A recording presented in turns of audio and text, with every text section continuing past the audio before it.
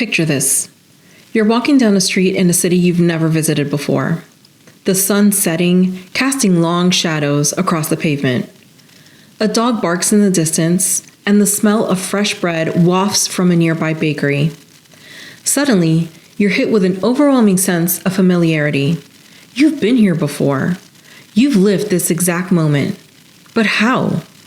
You've never even set foot in this city until today. Is your brain playing tricks on you? Or is something far stranger at play? This, my friend, is the mystery of déjà vu.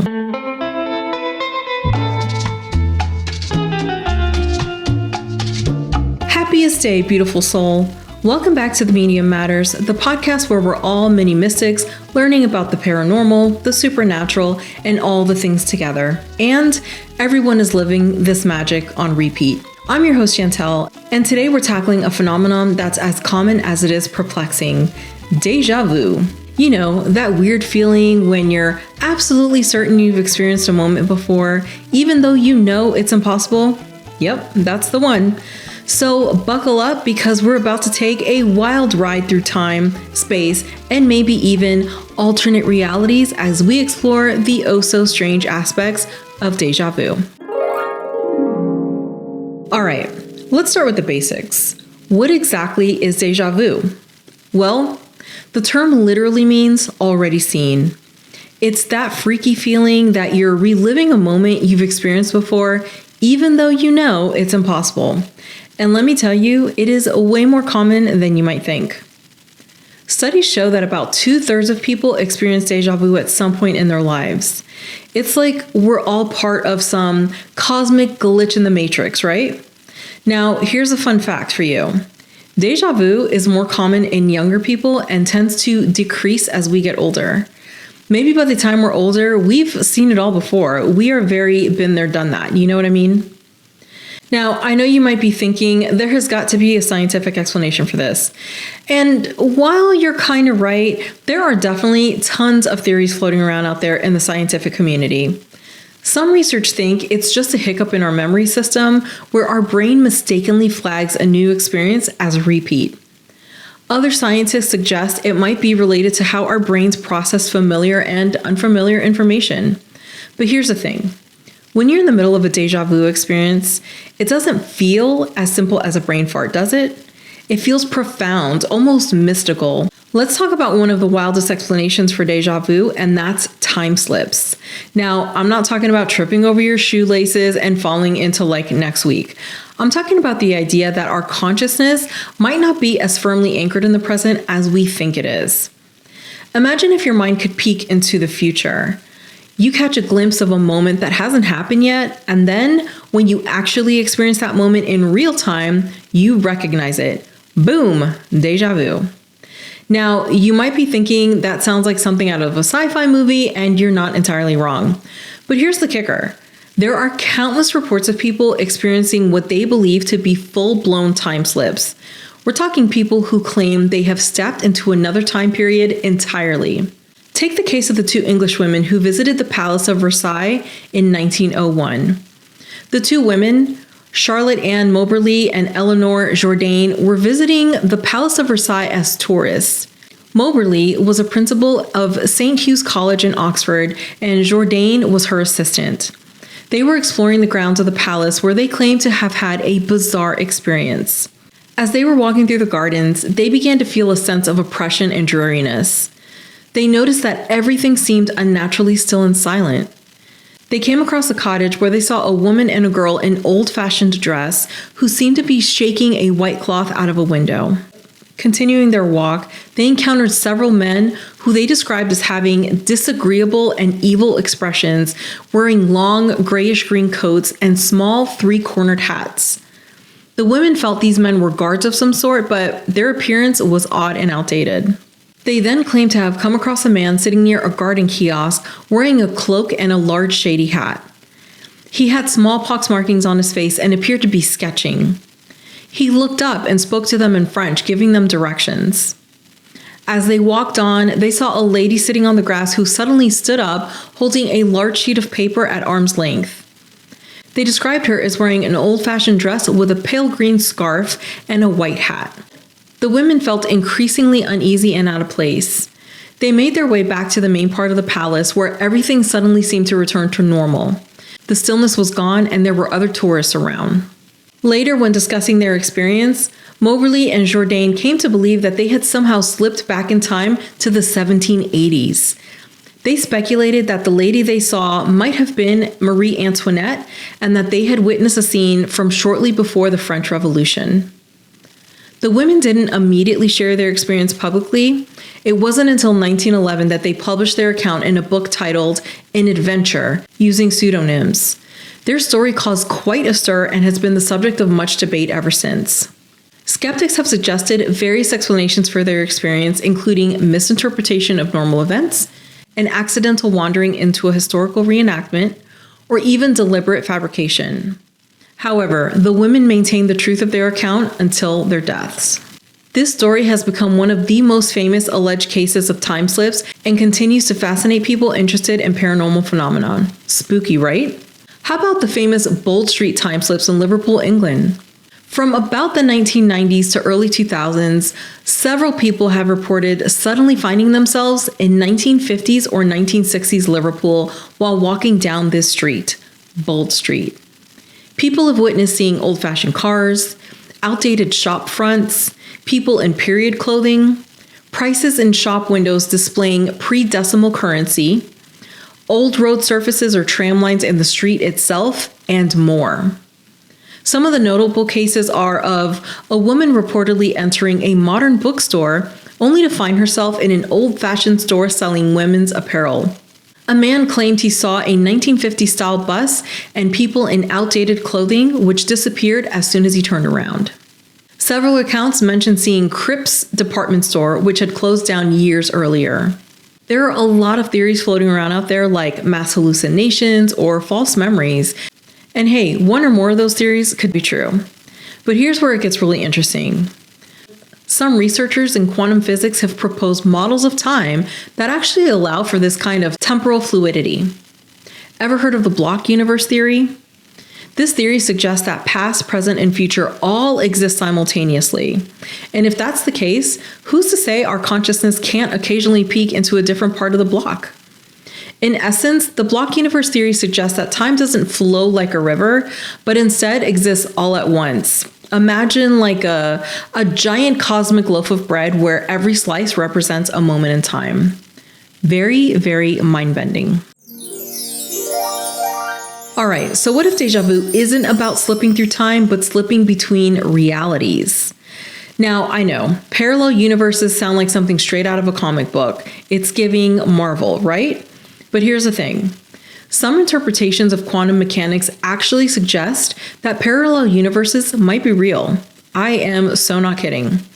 It's called the many worlds interpretation, and it proposes that every possible alternate history and future is real, existing in its own universe. So how does this tie into déjà vu? Well, what if that familiar feeling isn't because you've experienced something before in this reality, but because you've experienced it in a parallel reality? Maybe, just maybe, in those moments of déjà vu, the walls between universes gets a little thin, allowing memories or experiences from other versions of you to bleed through. Imagine there's a version of you in a parallel universe who made slightly different choices, leading to a slightly different life. Most of the time, your experiences would be different, but on occasion, your paths, they might just cross. You might find yourself in the same place, at the same time, experiencing the same thing as your parallel self. And bam, déjà vu hits you like a ton of bricks. Some researchers have even suggested that déjà vu could be a sort of collision between parallel universes. Dr. Michio Kaku, a theoretical physicist, has proposed that déjà vu could be caused by your brain accessing memories from a parallel universe where you actually did experience the current situation before. I know it sounds far-fetched. This theory is about as speculative as it gets. There is no scientific evidence to back it up, but you've got to admit, it is super fascinating, right? Now let's journey not just across time or between universes, but across lifetimes. Now, the idea of reincarnation, that our souls or consciousness can be reborn into different bodies across different times, is a fundamental belief in a lot of Eastern religions. It's also gained a lot of traction in the West through New Age spirituality. But what does that have to do with déjà vu? Well, some people believe that déjà vu might be memories bleeding through from past lives. The theory goes like this. When you experience déjà vu, you're not remembering something from earlier in this life, but from a previous incarnation. Mind blown, right? This could explain why déjà vu often feels so vivid and yet so elusive. The memory isn't from this lifetime, so it doesn't fit neatly into your current set of experiences. It's like trying to remember a dream. You know you've experienced it, but the details slip away when you try to grasp them. Now, I know you might be thinking that there's no scientific evidence for past lives, and you're right, at least by the standards of conventional science. But there have been some pretty wild cases that have made even hardcore skeptics do a double take. Take the case of James Leininger, a young boy who, from the age of 2, had vivid nightmares about dying in a plane crash. He knew details about World War II aircraft that a toddler just shouldn't know, and he claimed to remember being a pilot named James Houston who died in the Battle of Iwo Jima. His parents, who were initially skeptical, ended up convinced that their son was remembering a past life after extensive research seemed to confirm so many of the details. Or how about the work of Dr. Ian Stevenson? Dr. Stevenson spent over 40 years studying children who claimed to remember past lives. He documented over 3,000 cases, many of which included verifiable details that the children shouldn't have known. That is far out. So these cases don't prove the existence of past lives, but they do raise some intriguing questions. And if past lives do exist, could déjà vu be a window into them? Could those memories of inexplicable familiarity be glimpses of experiences from other lifetimes? Who the heck knows? So it's time to talk about another mind-bending explanation for déjà vu, and that is precognition. Now, the idea of precognition has been around for ages. From ancient oracles to modern-day psychics, the concept of foreseeing the future has always been fascinating. But what if we were all in touch with our ability? What if déjà vu is actually a form of precognition? Here's how this theory works. Sometimes our minds might catch a glimpse of a future event. This could happen in a dream, during meditation, or even just in a moment when we're zoning out. We don't consciously register this glimpse, but our subconscious stores it away for safekeeping. Then, when we actually experience the event in real time, our brain recognizes it and boom, déjà vu strikes. So it might sound a little out there, but here's an interesting thing. There's actually some research that suggests our brains might be capable of perceiving future events, at least on some level. Dr. Daryl Bem, a social psychologist at Cornell University, conducted a series of experiments that seemed to show that people could be influenced by future events. In one experiment, participants were asked to guess which of 2 curtains on a computer screen had an image behind it. The image was randomly generated only after the participant made their guess. Surprisingly, participants were able to guess correctly more often than chance would predict, but only when the future event was erotic in nature. These experiments were pretty controversial and have been debated a lot in the scientific community. But they do raise some intriguing questions about our perception of time and our ability to sense future events. Some researchers have even suggested that what we perceive as linear time might actually be an illusion created by our consciousness. If that's the case, then maybe our minds are sometimes able to perceive events that haven't even happened yet in our linear experience of time. This could explain why déjà vu often feels so eerily predictive. You're not just recognizing a situation, you feel like you know what's going to happen next. And sometimes you're right. So what if déjà vu isn't about time travel, parallel universes, or past lives? What if it's a glitch in the Matrix? Now, when I say Matrix, I'm not just talking about the movie, although let's be honest, Keanu Reeves does make everything way cooler. I am talking about the philosophical and sometimes scientific idea that our reality might be a simulation. Yes, you heard that right. We might be living in a gigantic video game. This concept, known as the simulation hypothesis, suggests that what we experience as reality might actually be an artificial simulation, perhaps created by a more advanced civilization. It sounds very science fiction, but some pretty serious scientists and philosophers have considered this idea. Even Elon Musk has talked about it. So what exactly does this have to do with déjà vu? Well, if we are in fact living in a simulation, déjà vu could be seen as a glitch in the system. It's like when a video game glitches and repeats a scene. You're experiencing a moment that's been incorrectly loaded twice in your simulated reality. In the movie The Matrix, déjà vu is described as a glitch, a sign that the machines controlling the simulation have changed something. So no one is suggesting that evil machines are controlling our reality, at least I hope not, but the idea of déjà vu as a simulation glitch is pretty intriguing. Some proponents of this theory point to the dreamlike quality of déjà vu experiences. The feeling of unreality, the sense that things aren't quite right, these could be signs that we're momentarily perceiving the artificial nature of our reality. It's like when you're playing a hyper-realistic video game and suddenly notice a graphical glitch that breaks the immersion. I know it sounds crazy, but consider this. Some physicists have suggested that it might be impossible to prove that we're not living in a simulation. And if we can't disprove it, then I guess we have to consider it as a possibility, however remote. It's like Schrodinger's reality. We're simultaneously in a simulation and not in a simulation until we can prove otherwise. But of course, like all theories we've talked about so far, there is no concrete evidence to support the idea. But it does offer yet another fascinating perspective on the déjà vu phenomenon. We have been on quite a journey today, haven't we?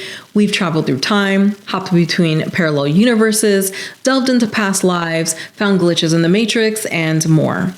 And I think it's safe to say déjà vu will continue to be a thing, whether we can explain it or not. Except now we can ask ourselves a bunch of questions related to these theories and dive into even more rabbit holes. Like just about everything else we talk about here, there are no real answers, only more mysteries, and somehow I find that strangely comforting. Who's to say what's really happening? Are we slipping through time? Are we seeing a glitch in the Matrix? Is this a parallel universe? No one knows. That is our episode today, my friend. If you enjoyed this, and I really hope that you did, please follow for more and share it with the ones you like and love, because sharing is caring. Send us your spooky stories and questions on Instagram, Facebook, or even via email at hello@themediamatters.com. Head over to themediamatters.com to join our absolutely free newsletter where we talk about upcoming moon cycles, rituals for the seasons, everyday magic, and more. Until next time, this is Chantel with The Media Matters, reminding you to keep your mind open, your holy water handy, and your crystals charged. You never know what you might discover beyond the veil. See you next time.